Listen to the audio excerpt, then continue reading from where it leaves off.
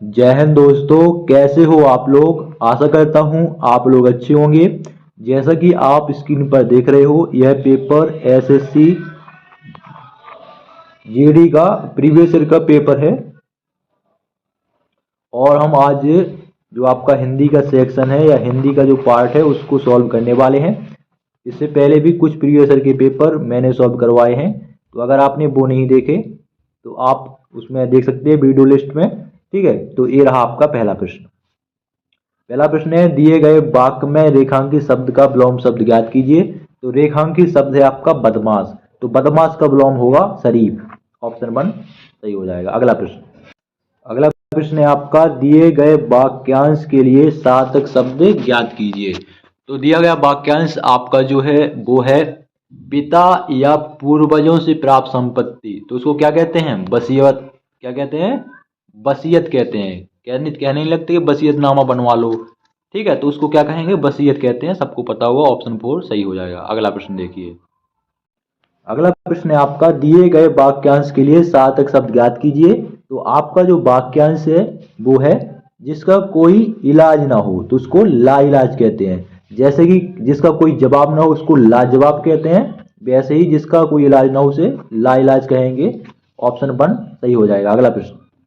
अगला प्रश्न है आपका, दिए गए वाक्य में से गलत अरे तो अगला प्रश्न है, दिए गए वाक्य में से गलत वर्तनी ज्ञात कीजिए। तो आपका अध्ययन जीवन की महत्वपूर्ण प्रक्रिया है। तो जो आपका ये अध्ययन लिखा है ये आपका गलत लिखा है, ये आपका अशुद्ध लिखा है। तो ऑप्शन 3 आपका सही हो जाएगा, अध्ययन। अगला प्रश्न देखिए। अगला प्रश्न है आपका, निम्नलिखित प्रश्न में 4 विकल्पों में से उस विकल्प का चयन करें जो रिक्त स्थान के लिए सही भाववाचक संज्ञा वाला विकल्प हो। तो उसने कहा है भाववाचक संज्ञा। ठीक है, तो आज पुष्पा ने बर्तन ठीक से नहीं धोया है, कढ़ाई में अभी भी क्या है? चिकनाहट है। तो चिकनाहट जो है आपका भाववाचक ही है। ठीक है, तेल चिकना ये कोई भाववाचक संज्ञा नहीं है ना, खटाई। ठीक है, तो ऑप्शन 1 आपका सही हो जाएगा, चिकनाहट। ठीक है, क्योंकि उसने बोला है कि उसने बोला भाववाचक संज्ञा, तो भाववाचक संज्ञा केवल चिकनाहट ही है। ऑप्शन 1 सही हो जाएगा। अगला प्रश्न देखिए।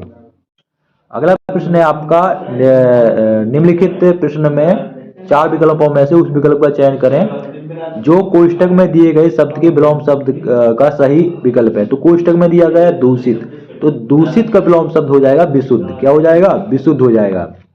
ठीक है, शुद्ध विशुद्ध एक ही है, विशुद्ध हो जाएगा। ठीक है, अगला प्रश्न देखिए।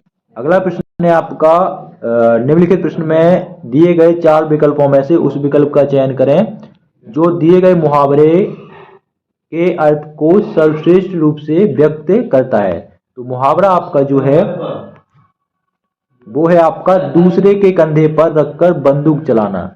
तो इसका अर्थ होगा मुहावरे का दूसरे के बहाने अपना काम करना या अपना कार्य सिद्ध करना। ऑप्शन 3 सही हो जाएगा। अगला प्रश्न है आपका, दिए गए वाक्य में उचित पर्यायवाची शब्द का चयन करके रिक्त स्थान की पूर्ति करें। तो आपका जो वो कोष्ठक में है जो आपका वो है संकेत, तो संकेत का जो आपका पर्यायवाची हो जाएगा वो हो जाएगा इशारा। ठीक है, ऑप्शन 2 सही हो जाएगा। अगला प्रश्न आपका, दिए निम्नलिखित वाक्य में उस वाक्यांश को पहचानिए जिसमें अशुद्धियां हैं। यदि कोई गलती नहीं है तो कोई त्रुटि नहीं है का चुनाव कीजिए। तो पढ़ेंगे वाक्य को, ध्यान से पढ़िए।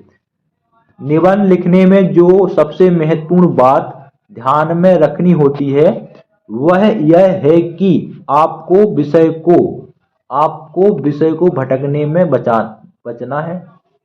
तो आपका जो को लगाए लिखा है, आपको विषय से भटकने से बचना है। आपको विषय से भटकने में बचना है, तो आपका ये को नहीं होना चाहिए। तो यही आपका मिस्टेक नजर आ रही है। ठीक है, क्योंकि आप जब यहाँ तक पढ़ोगे तो यहाँ कोई मिस्टेक नहीं आएगी, लेकिन यहाँ से आप पढ़ोगे तो आपको पढ़ने में भी आपका गड़बड़ लग रहा है। जैसे आपको विषय को भटकने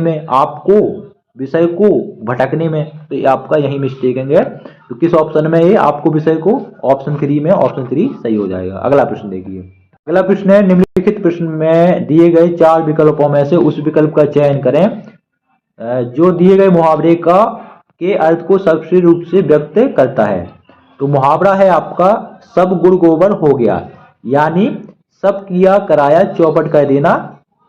ठीक है, मुहावरे का अर्थ होगा ऑप्शन 3 सही। अगला प्रश्न है आपका, निम्नलिखित प्रश्न में 4 विकल्पों में से उस विकल्प का चयन करें जो कोष्टक में दी गए शब्द के तद्भव रूप का सही विकल्प है। ठीक है, तो कोष्टक में दिया गया तद्भव, तद्भव है क्षत्रिय।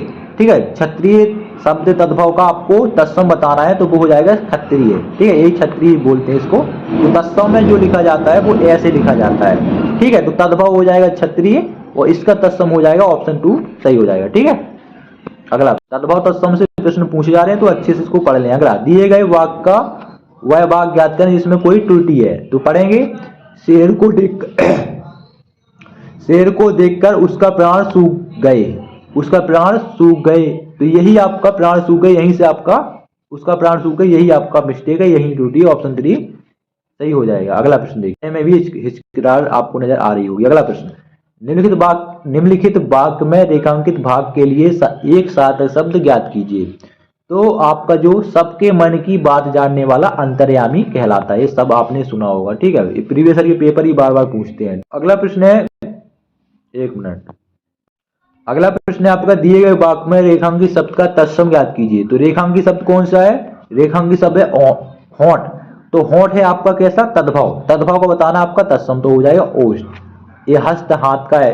ठीक है, तो ये बात याद रखिए, तद्भव तत्सम से भी आपके प्रश्न दो पूछे जा रहे हैं। अगला प्रश्न जो है आपका वो है निम्नलिखित प्रश्न में 4 विकल्पों में से उस विकल्प का चयन करें जो कोष्टक में दिए गए शब्द के पर्यायवाची शब्द का सही विकल्प नहीं है।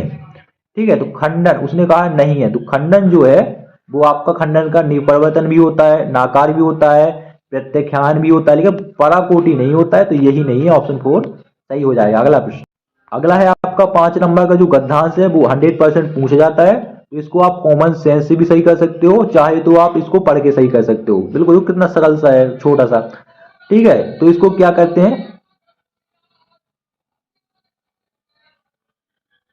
पहले इसको हम पढ़ लेते हैं कि किस टॉपिक में आपका एक गद्यांश दिया गया है, कॉम्प्रिहेंशन या क्लोज टेस्ट या पैसेज दिया गया है, उसी हिसाब से फिर आंसर को देते हैं। पहले इसको पढ़ लेना है, इसको कथा को जो लिखा है। ठीक है, तो इसको थोड़ा जूम कर लो। वो कह रहा है, काले लोगों के ना तो जीवन का सम्मान किया जाता है और ना ही डैश का, ना ही मृत्यु का।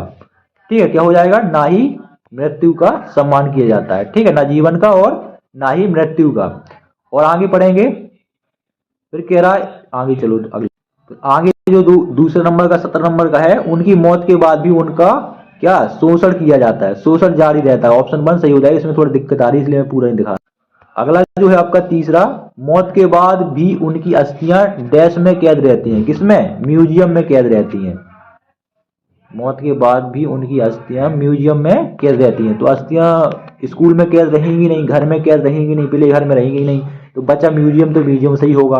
ठीक है, ऑप्शन से लगा सकते हो। अगला, ताकि लोग देख सकें पूरे डैश पर एक बहुत ही अच्छी। तो ताकि लोग देख सकें पूरे घटनाक्रम पर एक बहुत ही अच्छी। ठीक है, आखिरी प्रश्न, इसमें थोड़ा मैं अच्छे से, बहुत ही अच्छी क्या बन जाती है? डॉक्यूमेंट्री बन जाती है। क्या अधिकारी बन जाती है, पाठशाला बन जाती है, म्यूजिक बन जाती है, क्या बन जाती है? डॉक्यूमेंट्री बन जाती है। ठीक है, तो ऑप्शन 2 सही हो जाएगा। तो ये ऐसे आसान से प्रश्न पूछे जाते हैं। 2 प्रश्न में आपको नहीं कराया, वो 19 नंबर का और 17 नंबर का। ठीक है, तो उसमें कोई दिक्कत नहीं, बिल्कुल आसान से पूछे जाते हैं। ठीक है, जय हिंद।